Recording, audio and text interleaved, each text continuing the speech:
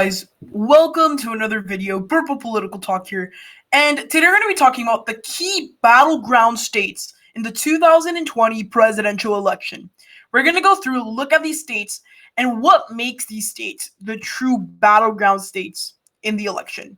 So before we get started, please remember to like, subscribe, and turn on post notifications to be up to date with our latest content. So let's get started.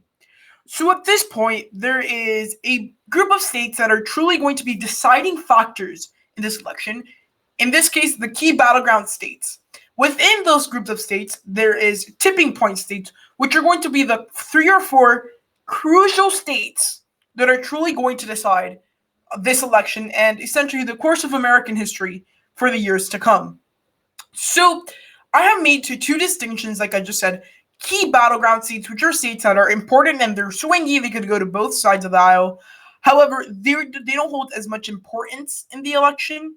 While the 4 red states in Wisconsin and Michigan, Pennsylvania, and Florida, these states hold a massive importance in what happens during this election. So what are these key battleground states and what do I classify them as that? These are all states that truly have a possibility of going to either party. Demographically, it's very close and diverse in most of these states. We're seeing a lot of big political debates in these states. And these states have started to kind of go through political changes. A lot of these states are either trending more and more blue or more red.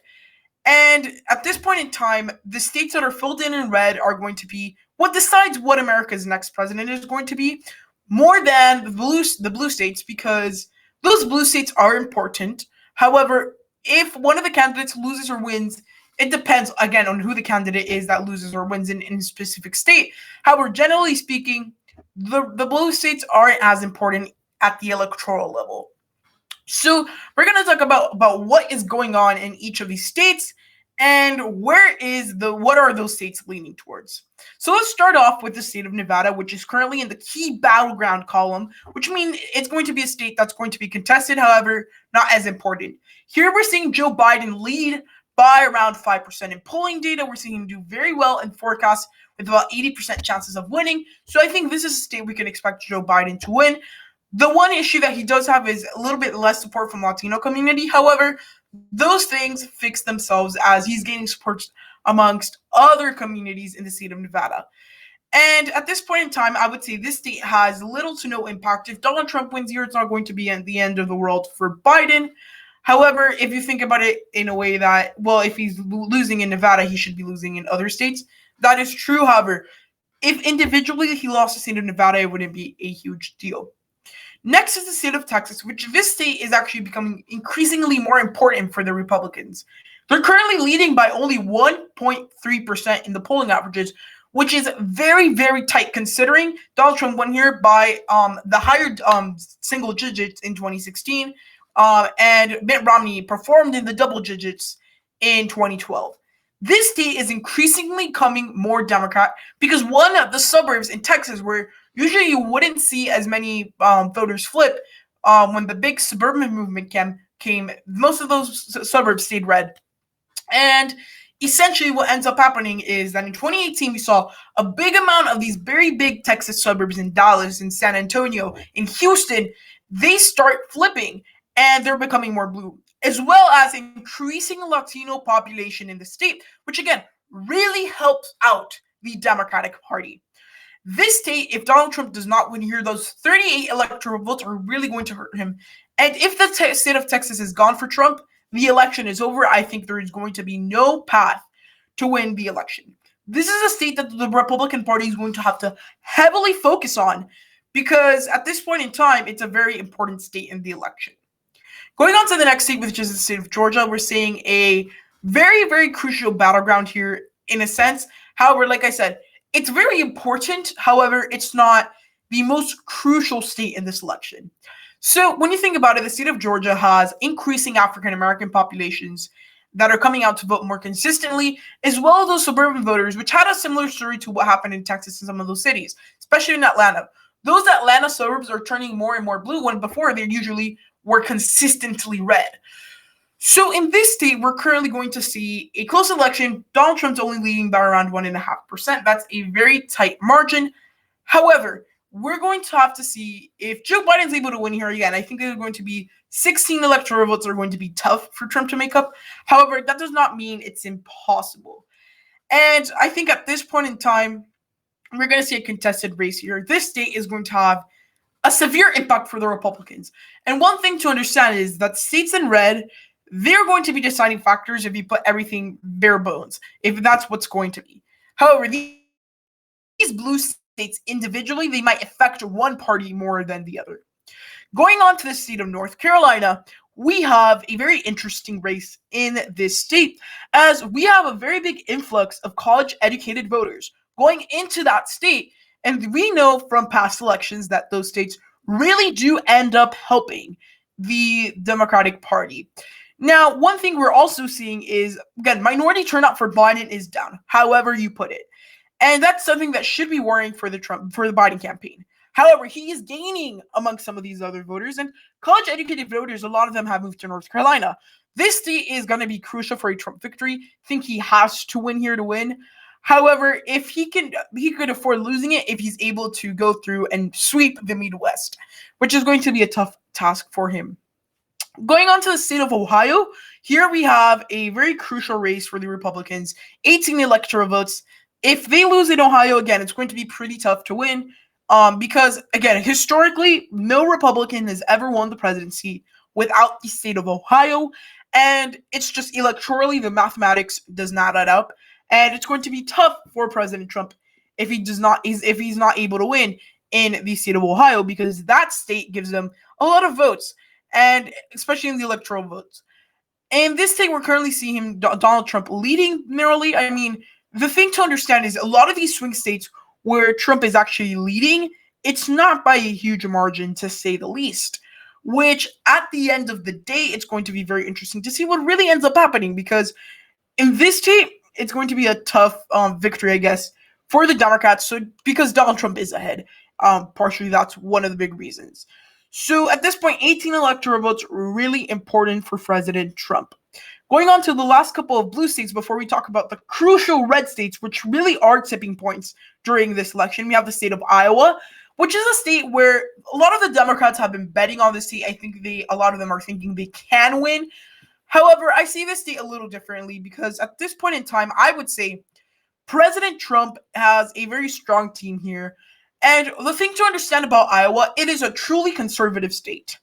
And even though there is support for Biden among some conservatives, we're seeing a lot of these farmers, which are pretty much a big part of the Iowa electorate, especially when it comes to areas not considering Des Moines. And even just some Democrats are starting to flip for Trump. And Donald Trump has a very big appeal in this state. Well, Joe Biden doesn't have the biggest of appeal there, which Obama won this in 2008 and 2012. However, one of the big reasons we could say he won was because he was a charismatic candidate. We can't say the same thing about Biden, which is something that we must understand. Obama won in landslides, one because the country was in pretty bad shape after George W. Bush left. However, one thing that we must also understand is that he was a young, charismatic candidate, which that is not what Biden is.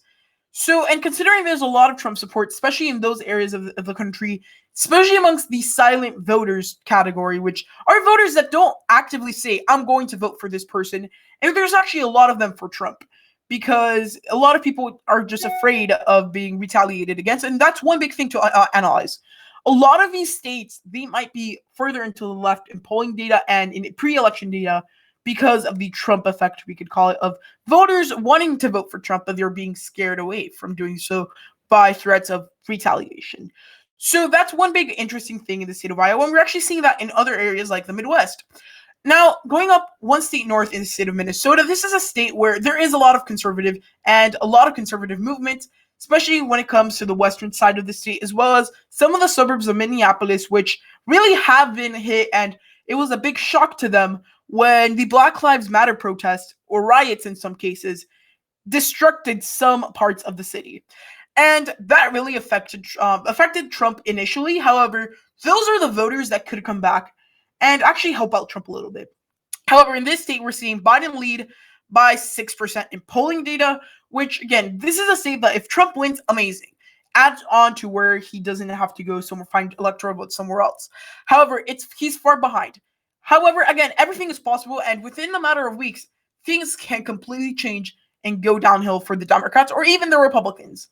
The last blue state, which is the key battleground state, which is not a tipping point in the election, is the state of New Hampshire with only 4 electoral votes. This state, if someone wins it, it's not going to be a crucial deal. It would be pretty symbolic. However, it's too little a prize for too big of a struggle to win. And at this point in time, this state has suburban ideals, if you think about it, and Joe Biden is doing very well here. He's pulling about 5% consistently. Very good numbers on his part, and I think at this point in time, Biden is the favorite to win. So those are all the key battleground states. Let's take a look now at the tipping points in the election. These 4 red states in Wisconsin, Michigan, Pennsylvania, and Florida are truly the states that are going to be impactful for this election.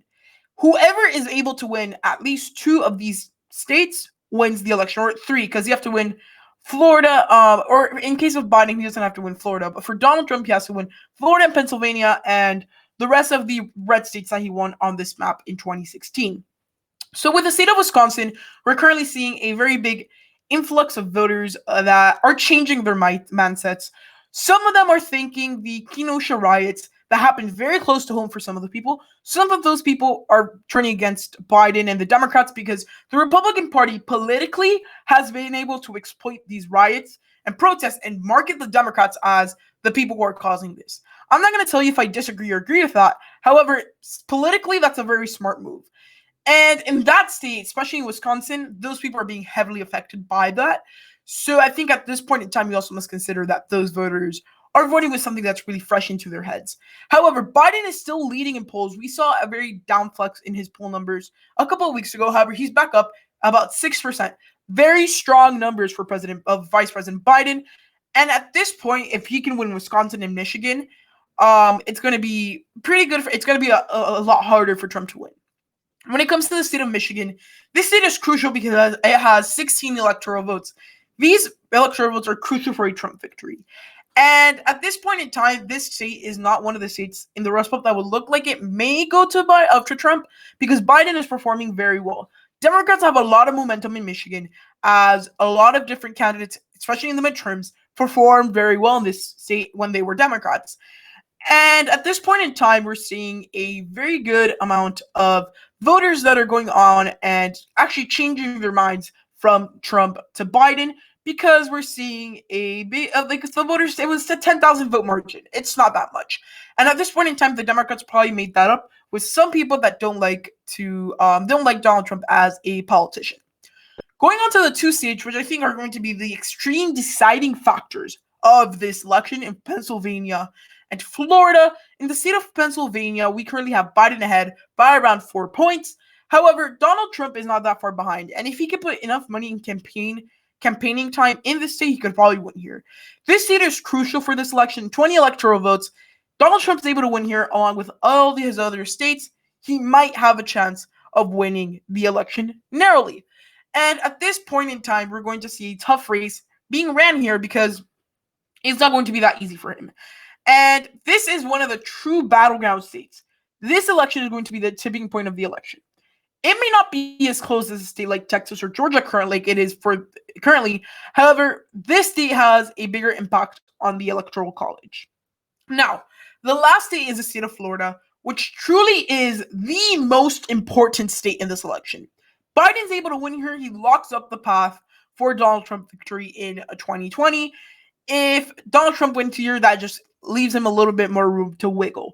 And at this point in time with the state of Florida, we're seeing polls among Hispanics doing very well for Trump. We're seeing, but then on the other side, we're also seeing Trump decreasing amount of elder voters, which are a crucial amount of voters in the state of Florida. So that's something that it's going to be interesting to see. But since Donald Trump's votes amongst Hispanics is high, I think that might really help him. Overall, these are all the key battleground states in the 2020 election, and these states in red are the most crucial to win the election. So overall, the election will be decided by these states, and we will see what these states decide on November 3rd. and who will be our next president of the United States. So guys, I hope you enjoyed the video. If so, please give it a huge thumbs up, like, subscribe, and turn on post notifications to be up to date with our latest content. Hope you enjoyed the video, and goodbye.